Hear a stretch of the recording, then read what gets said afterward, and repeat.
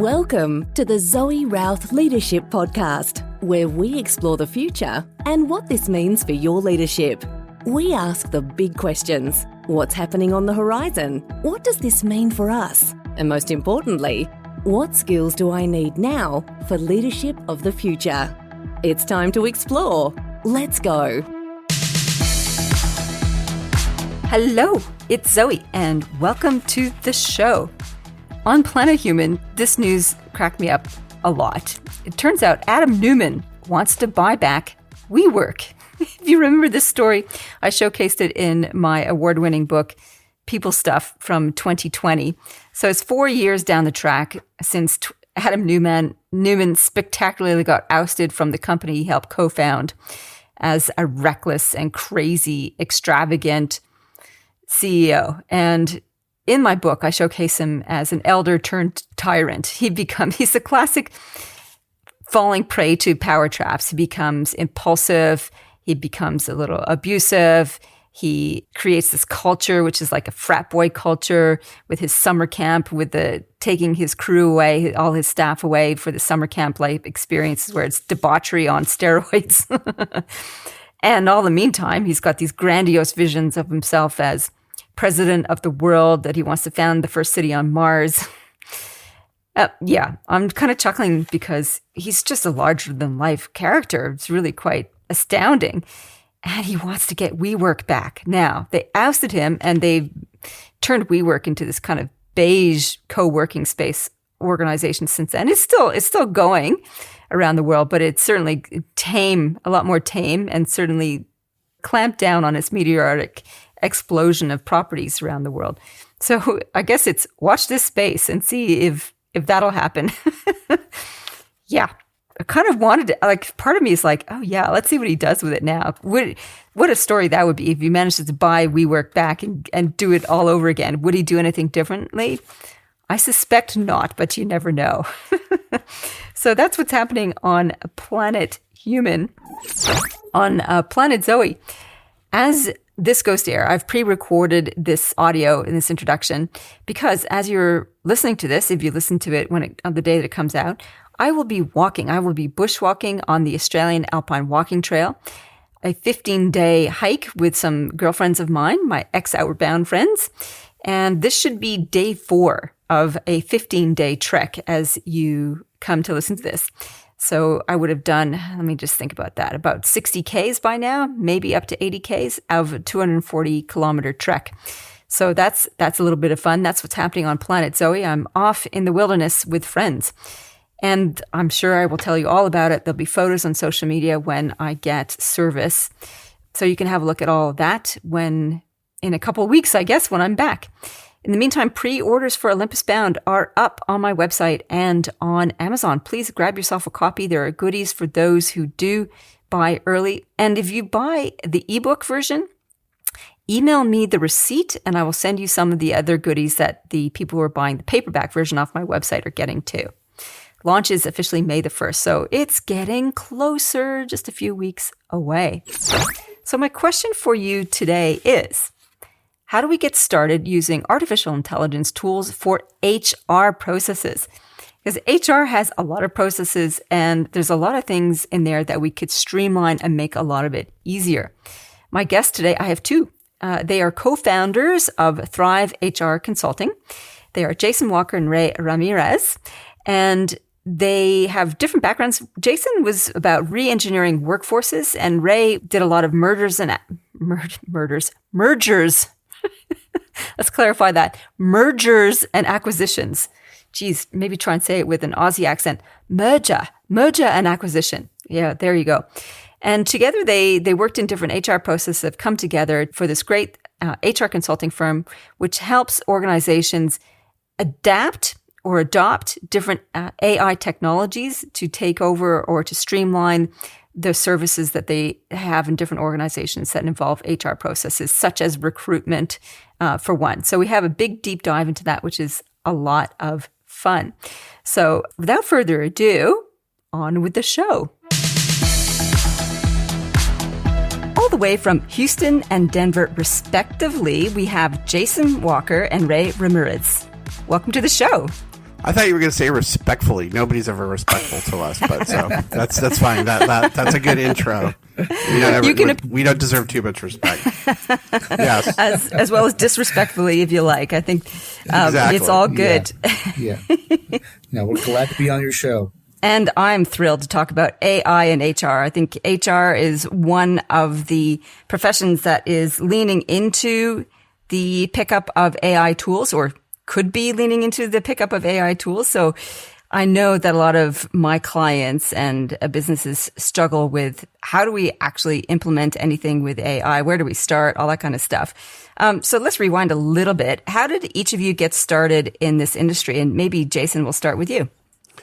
So I had a long career in corporate human resources at various companies like Polycom, BMC Software, Cisco Systems, and about 4 years ago, we transitioned into having our own consulting firm just to do things a little bit different and leverage the contacts that we have in the industry and look at some different and newer ways of doing things. When you're in corporate human resources, you don't get really a chance to be on the cutting edge.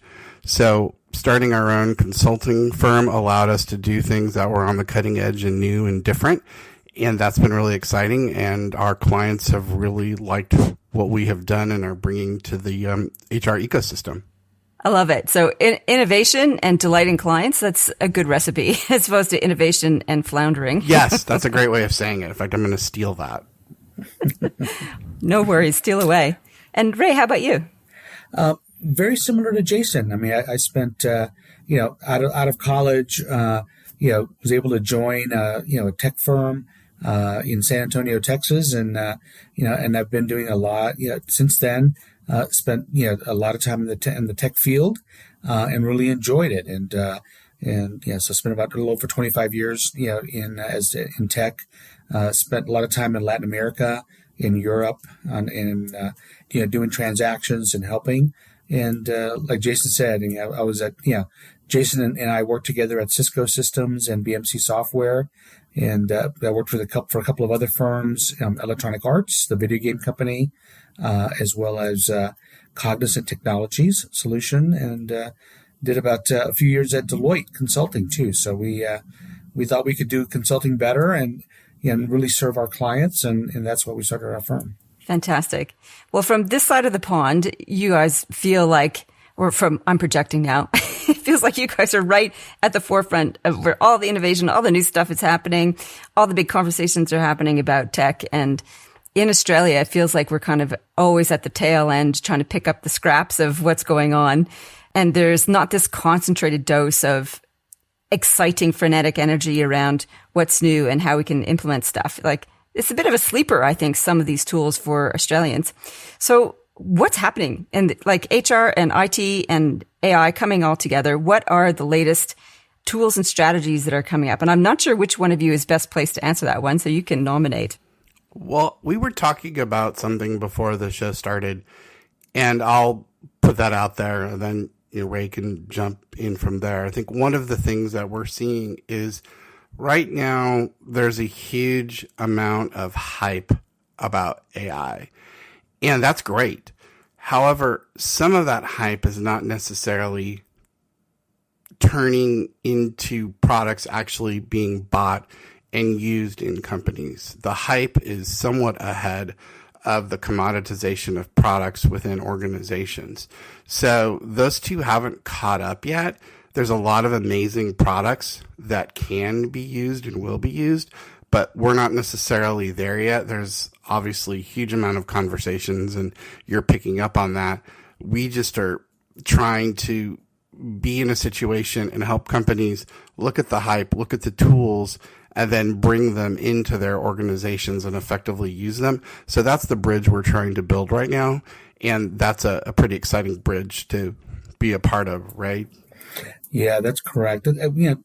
We also think that if the tools that are out there are not helping HR departments be more productive and collect better information on how the employees are doing day to day, they're not going to be utilized. It's going to be hard to get them into organizations. So we're really trying to focus, like Jason said, finding partners to work with, and introducing them to our clients that will help in that HR productivity side of the house.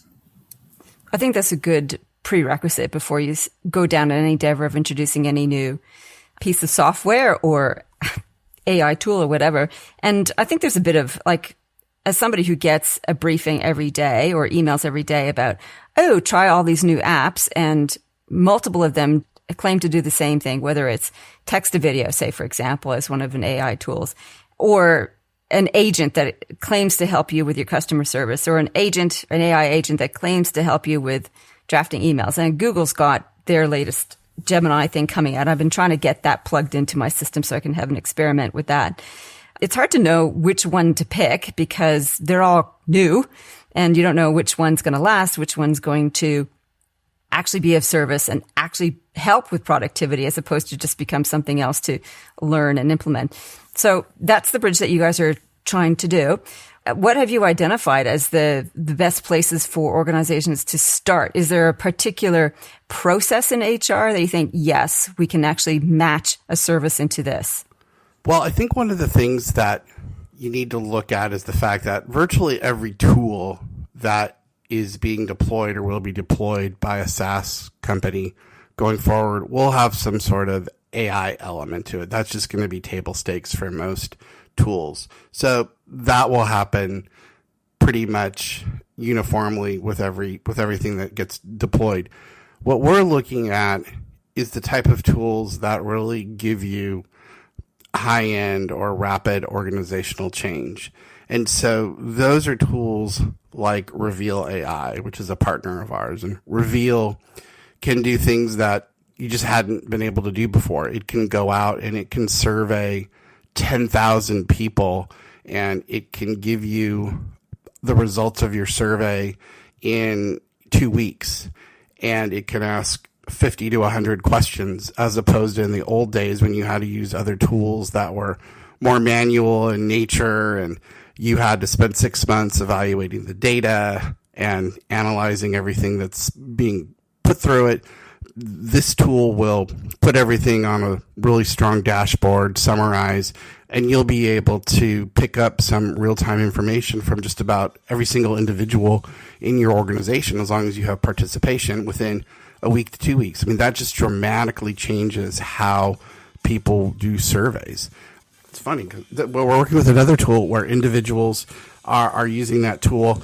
It's MebeBot, and MebeBot has a very strong AI chat element to it where it can answer real-time HR questions, and it can serve as a agent, and it has information already built into it so that the company doesn't have to build their own AI chatbot. It can use some of the canned information in there, and it's a generative AI tool, so it's always learning and always putting in new information.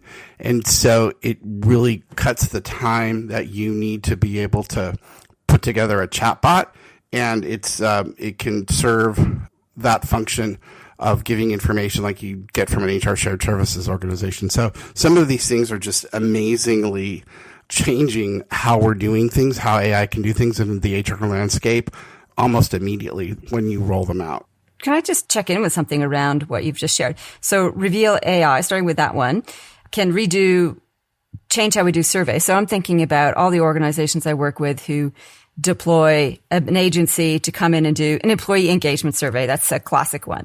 And they have however many questions they ask, and they do an analysis of different departments, but it heavily depends on a consultant coming in and translating the data. So are you saying that Reveal AI just builds in the translation and sort of skips that part of the expensive consultant that says, oh, let me, pull through the entrails of this thing and do the scoping? Yeah, exactly. It does that. You no longer need to spend $250,000 and insert the person or company that you were using to do an expensive survey. You can now do that for significantly less with with less time spent, and you're getting better quality of data that you can manipulate, and you're getting a real-time survey information where some of this data in the past has been, 6 months to a year old because it takes you a while to churn through the data. Now you can look at it, it's 2 weeks old, and you can actually operationalize that data for 10,000 people within 2 weeks. It's unbelievable what you can do and how quickly you can do it. Yeah, and the other thing that's happening too with some of these tools is, instead of, do you like your manager 1 through 5? Do you like your benefits 1 through 5? And give me comments. Well, with these new tools that are kind of AI enabled, employees are very comfortable utilizing their phone or utilizing their laptop or an iPad, and answering questions in as little or as much detail as they want.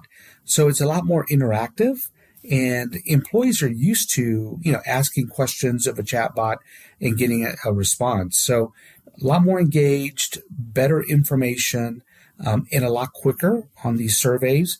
And then the back end, the AI does all the summary, and you could cut that data by manager, by department, for the entire organization. So it's kind of the next generation of listening tools, but not just for HR. I mean, this is being used for marketing research, for exit interviews, in other parts of the organization that want to collect data from their customers. So, that's the beauty of these tools, is that they are kind of ubiquitous across the organization, and can be kind of plug and play in different functions.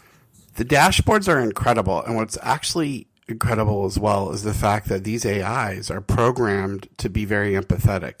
So it's not like a traditional sterile chat that you may have experienced in the past. It's a very personable experience. And our research and the research of other AI companies has found that, believe it or not, people like talking and corresponding with the AI more than they do a human, because they know the AI doesn't judge. They know the AI isn't running back and telling a superior what you said. And the individuals actually spend more time interacting with the AI than they do with a human. It's phenomenal. You would totally expect the opposite, but it's not true. People love working with the AI more than they do with a human. So let me just put the user in this conversation so I can understand what that actually looks like in real time. So I'm an employee at an organization, and I'm doing an employee engagement survey, and I get a link on my, let's say, my mobile phone, and I start to get asked questions about do I like my manager, etc. And you said it was interactive, Ray. Does that mean, so I would say, oh, I kind of like my manager, but blah, blah, blah. Do I then have a conversation with the bot, or does it just record my answer then? Is that what you mean by interactive, that there's a conversation that happens around that? No, the bots are designed to keep you on task. So if you're reacting in a way that's not within the task that the bot's designed to do, meaning we're talking about how you like your manager and are you engaged with the company, and how is your experience with the company. If you start to wander, the bot has the training through the generative AI to continue to keep you answering the questions in the right direction. So it won't let you wander. Yeah, exactly. So in terms of the use, though, it's like a written conversation with the chat. It's a written conversation. Now, okay. Now, for instance, Reveal is a written conversation. We have other partner who has a audio bot, and so this bot does things similar to Reveal, but they do it all through the phone and through calling you up and having a AI conversation with a very real sounding AI voice that does the same thing. Another empathetic AI that keeps you moving through the process and making sure that you don't wander through the conversation, but that does it via voice. And so it just is it's your matter of preference in terms of what tool you want to work with to get you your end results. And they have another wonderful back end with a great dashboard where you can look at the results and you can take it and dump it into a PDF and look at all the different permutations. So same thing, just audio versus video. And most of these chats are eventually going to be doing the audio capability as well too. So that'll be coming with just virtually everything. And you can see that that's coming because most of the AI, generative AI companies like ChatGPT and others are really tightening down their rules as to what folks can do with voice recordings in terms of not allowing people to use AI voices that mimic, famous people or other things that bad actors may do with voice. So they're trying to really clamp that down. But voice is another strong up and coming piece of what's going to be going on with AI. Thank you for that little segue, because I'm like, the concerns around security of this for sure, with all the rise of deep fakes happening around there and cloning of voices, etc. In fact, I was doing a security recording for our tax system. I had to get onto my tax thing, and they said, oh, everybody's voice is like a digital footprint, so recording your voice. I'm like, hang on a minute. That's what they do at 11 Labs. You can clone your own voice. I'm like, oh. So the security features around that have got to be one of the hurdles. Like, so as I'm thinking about this, you're having a voice chat with your bot about your work experience. What are the security issues apart from the deepfake ripoff of your voice that businesses need to contend with these particular tools? Yeah, I think that security has got to be built into all of the products that are out there. And as companies take a look at different products, the security and being able to kind of keep the data within, their organization is got to be the key. But all the companies that we've been working with, we've talked to, they really are very focused on keeping the data inside of their platform, having, multiple authentications to get at the information. Only certain people can look at the results. So building that security into the tool is got to be critical as we go forward. So what are some other hurdles that leaders face when they're thinking about, okay, I know that AI stuff, applications are out there. Where do I get started? What things do I need to consider? And that's just the selection of tools. What about implementation? What are some obstacles for folks to think about? Well, I think the first thing that you need to do is you need to decide what's going to be your AI strategy. Where are you going to dig in? What's the first department that you're going to potentially look at to try AI? Because you just don't want to say, we're now using AI and make some blanket statement. You want to be very thoughtful and deliberate about how are we going to use this? How are we going to do this? So you need to really have a significant amount of planning around how are we going to use AI honestly, ethically, and how are we going to use it so it really has the intended effect of making us more efficient? And that's the first place that you need to start. And then you need to think about your employees as well. What are we going to do if AI does displace people? What percentage of people are we comfortable with being displaced by AI? What percentage of the job are we comfortable with being displaced by AI? What do we want to be known for as we implement AI into the organization? What is our vision and values as it relates to AI? There's a lot of questions to ask, and we work with organizations to ask those questions so that they can think about it very reasonably. So I think once you start to look at that as a C-suite and you sit together and you answer that, then you can talk about what makes sense. So if you look at different organizations, a lot of companies have done some really remarkable things. If you look at Amazon has basically moved almost their entire procurement department to AI. You look at IBM said, we believe there's 8,000 jobs that we don't need to hire for that can be done by AI.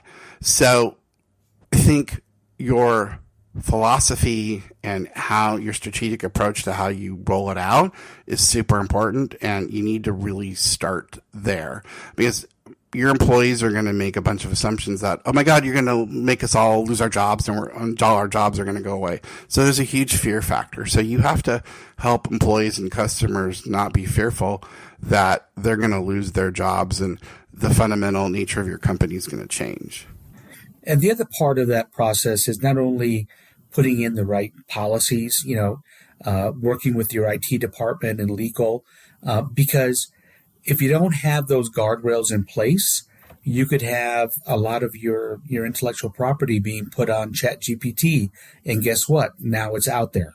And that's happening, in organizations. So we really think that putting in those guardrails is really important, developing your strategy. And then we also recommend that HR departments take the lead by trying some different things, doing pilots, so that the organization can start to learn from that, and not rolling it out across the company, rolling it out in a small group to see how it works, and encouraging other teams to do the same thing as part of that overall strategy. I mean, it's all about utilizing the tools to become more efficient and drive profitability. I mean, at the end of the day, that's kind of the goal, and that's what we're talking to HR leaders about. I think that's really sensible. So I like your big picture framework to begin with, Jason, is like, what are we comfortable? How comfortable are we about losing half our workforce as a potential thing? Or are we saying, no, we're not going to go to that because that'll have a huge impact on culture, for one thing.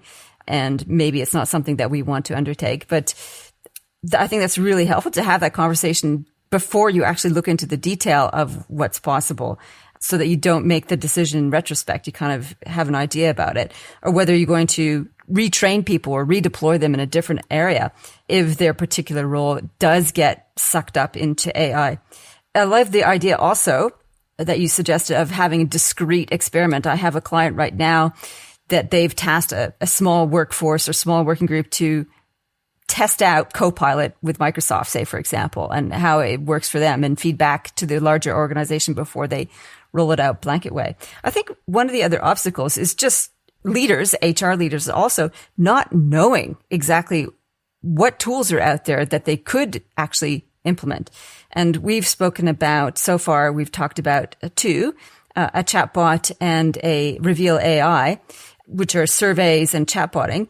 In the HR context, what other AI tools are there that could replace functions? I think I saw in your PR blurb that there was aspects of recruitment that could be replaced. Tell me a little bit more about what else is out there.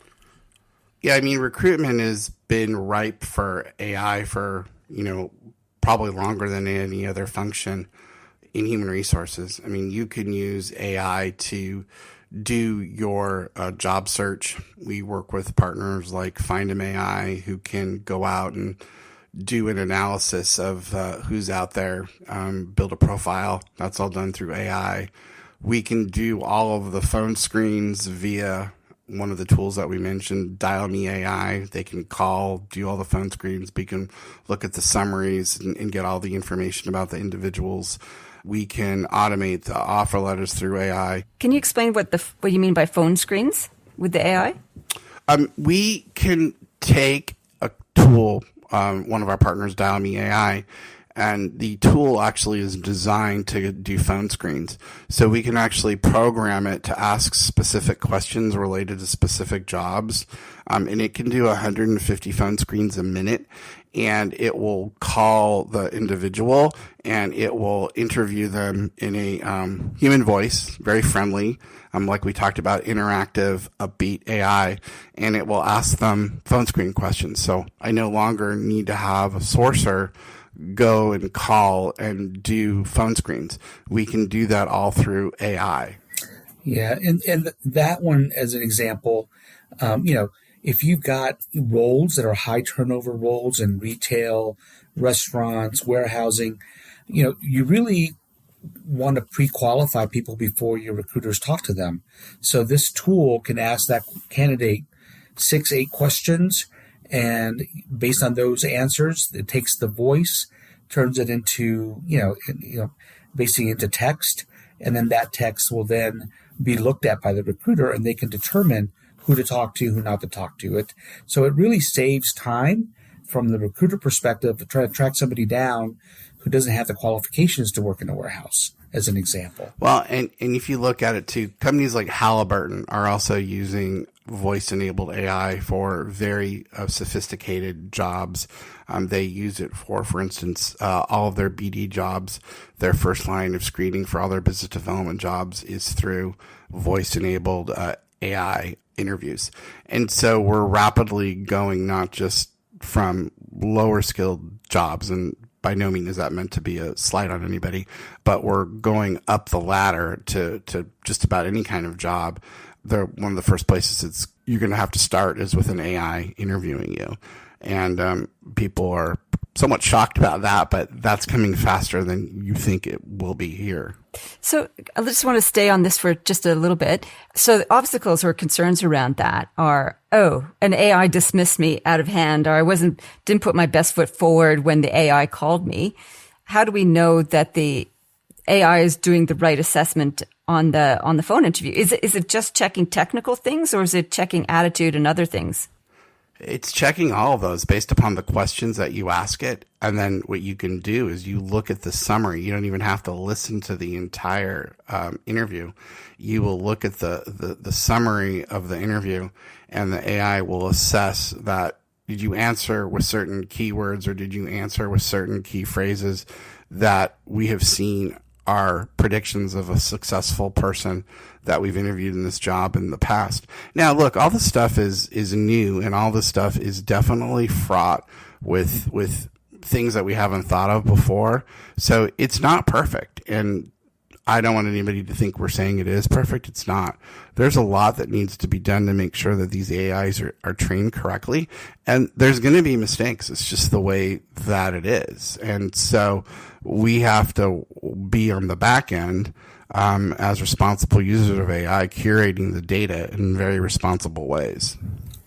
Yeah. And also as leaders, we also have to, like Jason said, curate the data, make sure that there are other avenues for folks to get interviewed if they're not comfortable with AI doing it.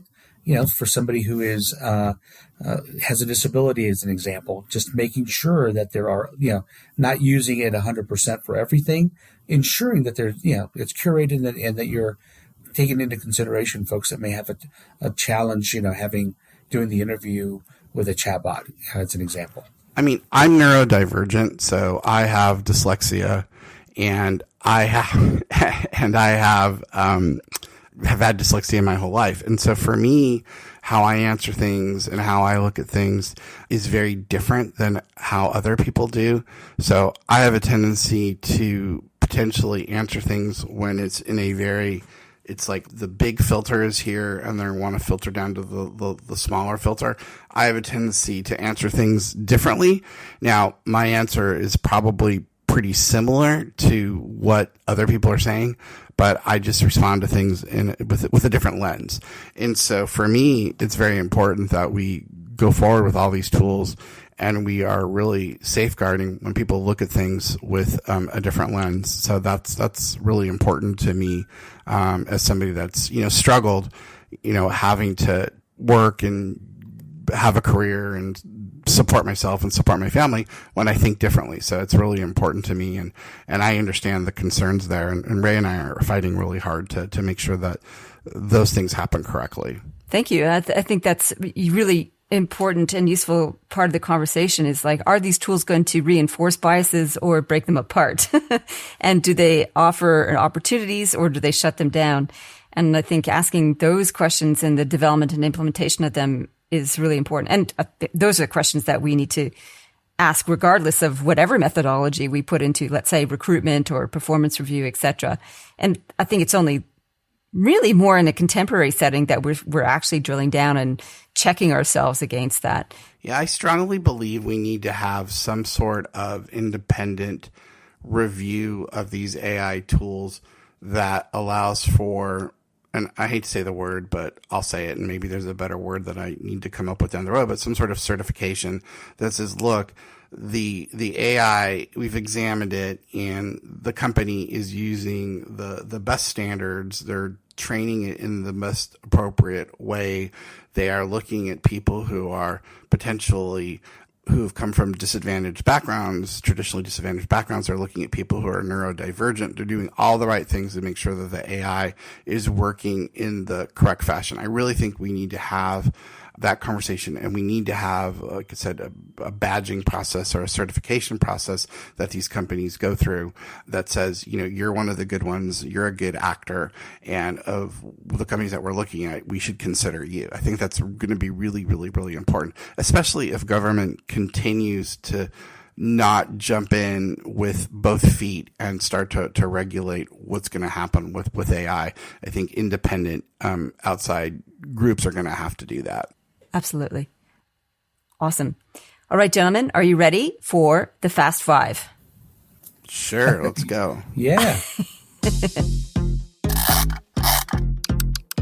Okay, so I'm going to ask the question, and then I'm going to call out Jason and Rey so that we know who's going to talk first. Okay, number one, what is the future technology you most want right now, Rey?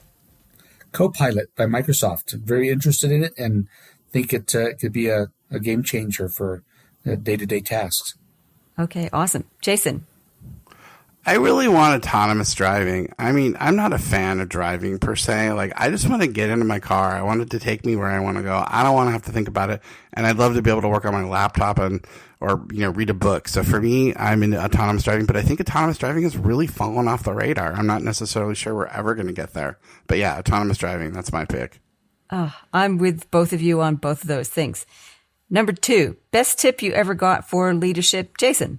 Best tip that I ever got for leadership.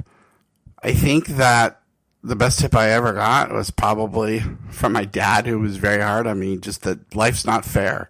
And so you just have to deal with things and you have to be resilient. And if you sit there and you think, oh my gosh, this should have happened or that's supposed to happen, you're going to be sadly disappointed. You got to be resilient and you got to keep moving. I love it. Parenting with the School of Hard Truths. Exactly. I think the best advice I've ever gotten around that is just take initiative, ask for what you want. You got to have a positive attitude and be on time. It's really simple, but you gotta do it. And being on time is such a big one. Oh, yes. Depends what culture you're in. The relationship to time is a fascinating thing. Yeah, that's true. It does. That's so true. Spent a lot of time in India. That one is definitely variable. I often think I love India and I love Japan, and having been in both countries, just the contrasting values and how they translate into completely different societies is amazing. Time and structure and process being a couple of those elements. All right, number three. What's one problem in the workplace you'd love to wave a magic wand and be fixed right now? Rey? Return to office. I think that is one of the biggest issues that's out there that is causing so much angst amongst employees and amongst leaders, and that it needs to get addressed and fixed and just kind of off the table. I mean, that's a huge one. Richer office, did you say? No, return to office. Return to office. The flexible, return to the office. Return to the office. Got it. Yeah, it is. It's still, I can't believe we haven't resolved this yet. Okay. Yes, thank you. Jason, how about you? Yeah, Rey stole mine. We've just got to get that thing resolved. I mean, can we just say hybrid work is what everybody wants? I just read an article today where it said, well, more jobs are being opened as in-person jobs as opposed to remote hybrid jobs. And the list of companies that had the in-person jobs were really big companies. I mean, they were like Google and Meta and all those. Of course, they're going to want people in the office, but a lot of jobs that are not with larger companies, they are, seeing remote hybrid as a way to hire workers that they traditionally couldn't, because those are things that workers want. So I think it's just time to say remote hybrid basically has won. If you're going to go to a big company, chances are you're going to have to be in the office every day. So you might as well face that. But if you're going to be in, a company that's not a huge conglomerate like Meta or Google or somebody else, you're probably going to have a better chance of being in a remote hybrid situation. So let's just put that pin in that one and move on. Okay. Love it. Thumbs up or thumbs down? Your chance to give somebody a thumbs up or thumbs down, a leader doing something well or a leader really not. Jason, you can go first for that one. Well, we love our AI partners. I mean, we love Bob D'Amico at Reveal. He's been fantastic with us in terms of working with us on AI. We love Beth White at MebeBot. She's been fantastic with us at MebeBot in terms of working with us on AI. And just, every HR leader that we've worked with in our organization has been fantastic. I don't want to call anybody out by name because I'm not sure if they want me to or not, but anybody that's a customer of ours, we're so appreciative of them and we love working with them and we appreciate their trust in us. Oh, that's lovely. Ray? Just a shout out to some of the HR practitioners that are doing things that are innovative and dealing with problems head on. There's one individual here in Denver that I've got to meet, and her name is Michelle Zeppelin, and she is head of HR for a pharmaceutical biotech company here in town, and they put in a benefit only for their manufacturing employees, a lifestyle spending account. So employees, if their car breaks down, they could use it to catch an Uber. If they've got a babysitter problem, they can use it, for backup babysitting. So, and they didn't give it to everybody, only the people that have to be there 7 days a week, 24 hours a day to run their operation. And I think that's just a great approach to leadership and doing the right thing. Interesting. All right. Thank you. Fifth question. What is your favorite leadership book or podcast aside from this one, of course? Ray. Of course. So a couple of people. One of our friends from Cisco and EA, Steve Cadigan, does a lot of great speeches, presents. He has a book called Work Quake that was fantastic. And then the other person is somebody that we're talking to who just wrote a book called The Algorithm that talks all about some of the challenges with AI in hiring. And that's Hilke Shillman is that person. So I think is, kind of really, really pushing the envelope. So that's Work Great and The Algorithm. Yeah, Work Quake by Steve Cadigan. Oh, Work Quake. Work Quake.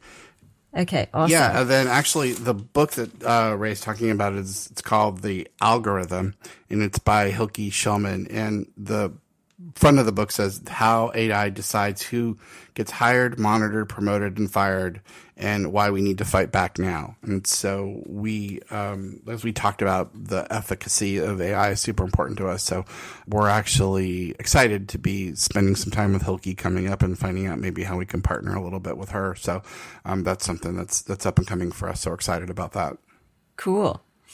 Jason, did you have any other books that you wanted or podcasts that you wanted to recommend? I think, I always have loved Flawless Consulting. That was a book that I read in graduate school, and I always thought that was just a great book on how to consult, whether you're an external consultant or you're an internal consultant. It always really talked about how you frame things up, how you looked at problems, and how you discuss them with your clients. And it's a classic, and if you haven't looked at it or looked at it in a long time, relook at it. If you've never looked at it, get yourself a copy of it and familiarize yourself with the things that are in it. It'll really help you with a number of things that you're working on. Fantastic. Well, thank you for those recommendations and for your insights.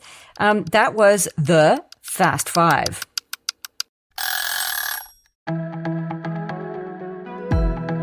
The Zoe Routh Leadership Podcast is proudly sponsored by the Amplifiers Academy. It is an online self-paced leadership development program that you can join at any time and progress at your pace. There are very short video lessons, great checklists and resources and recommendations and book summaries, all there to help boost your leadership thinking and abilities. We focus on leading strategy, leading culture, leading change, and leading performance. So if you want a go-to resource that can help boost your strategic abilities immediately, check us out, Amplifiers Academy, on the zoerouth.com website. So one last question. How do HR leaders or other leaders get started looking at this technology? We've talked about make sure that you've got your guardrails in place and what you're comfortable about displacing. What else do they need to do? Ray? I think they really just need to have an honest discussion with the C-suite around AI. We know by talking to folks at conferences, 90% of your employees are using AI to do their work. So you got to deal with it. You have to put those things in place, and you got to build a strategy. That is the key here around this topic. Thank you. And Jason, anything else to add there? We would love to work with you. Okay, give us a call. We can help you. We can help you even if you're in Australia. We'd love to help you. We're very used to working internationally. And hey, I'm Ray. We're very up to visiting you in Australia too, so we can help you. But we really can. If there's vendors that you want to talk to, if there's some demos that you want to see, we have a lot of work that we've done on actual tools that you can do assessments with as it relates to how you're going to implement AI. So we have assessment tools, we have ebooks, we have articles that we've authored. We have a lot of tangible material that you can use, and we have a lot of tangible experience in this space that we can help you think about and potentially deploy what AI tools that you're going to use. So utilize us liberally in this space. Fantastic. Jason, Ray, this has been really cool and very interesting. And I'm thrilled that you're being the bridge between organizations and AI to help people make the right choices and make use of the amazing tech that's out there. It will revolutionize and is revolutionizing the workplace and how we will operate, hopefully for the better. So thank you so much for the work that you're doing. Yeah. I mean, if it's not for the better, then we shouldn't be doing it. You know, if it needs to improve everything, it needs to, all boats need to rise is basically my belief. Love it. Thank you so much, guys. It's been fantastic having you on the show. Much appreciated. Thanks, Zoe. We enjoyed it. Thank you so much. Thank you very much. Thank you. Well, there's some amazing stuff happening out there, isn't there? My takeaways and recommendations for you are threefold. Number one, do the hypothetical before you do anything. Ask the question, are you prepared to retrench people? How many people? Or redeploy them, retrain them? And really take this into consideration, because once you go down the AI path, you will discover productivity gains. What does that mean for your people and your workforce? And what kind of workforce do you want into the future? And the effects, if you do retrench people, on culture, on the bottom line, on any number of repercussions. Number two, make sure you have your guardrails and policies in place. What do you need to have written down and to contend with to protect intellectual property, to protect private confidential information about individuals as well as about the company? Number three, find out what is out there. Yeah, you can't just bury your head in the sand. There's a lot of stuff going on out there. And I think you can use a company like Thrive HR Consulting, who are doing the bridge, as they said, between organizations and the tools to help people implement smartly the tools that are right for them. This leads me to the book recommendation, the other takeaway from us, from my fourth book, People Stuff, Beyond Personality Problems, an Advanced Handbook for Leadership. The first chapter in there is called The Practice of Perspective, and it has some very practical and useful tools and frameworks to help you think about the future and how to make sense of what's going on. Sense making is super important. And one of the frameworks, which is a classic futurist tool, it's an acronym. It's called STIPO, and there's other versions of it called PESTLE. And STIPO means paying attention to the trends and events out there that are impacting on your workplace. So STIPO stands for social trends, technological, economic, environmental, political, organizational, and ethical. Those are the kinds of trends you can filter your awareness to see what is happening out there and what you need to plan for and respond to in order to stay ahead of the game.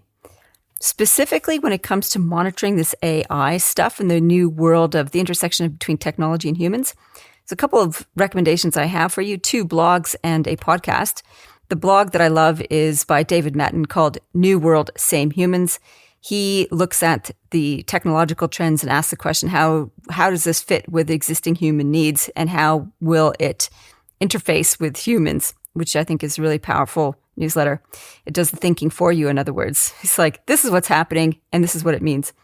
The other one is Singularity. So if you go to Singularity, there is a fabulous little email that comes through with these innovations in technology, whether it's in healthcare or in agriculture or in AI. It has little snapshots of what's happening around the world. The podcast I recommend is Moonshots by Peter Diamandis of Abundance 360. He is always positive, relentlessly positive and enthusiastic about technology. He's an investor, he's an innovator, and I like the cut of his jib. So you might enjoy that show as well. Coming up next on the show, we've got Ajay Malik, and it's another IT AI focused conversation around what are the tools and resources out there for business more broadly. Can't wait to share this with you. I am super pumped about all the stuff that's happening out there in technology and how it can change workplaces, cultures, and leadership. In the meantime, I'd love for you to say hello. Feel free to reach out, Zoe@zoerouth.com. As this show goes to air, I should be back from my 2-week walk on the Australian Alpine Walking Trail. We'd love to talk about that if you're interested in that. But it does make this more of a conversation, which would be fantastic. In the meantime, live well, lead well. You've been listening to the Zoe Routh Leadership Podcast. To find out more about leadership of the future or to contact Zoe, go to zoerouth.com.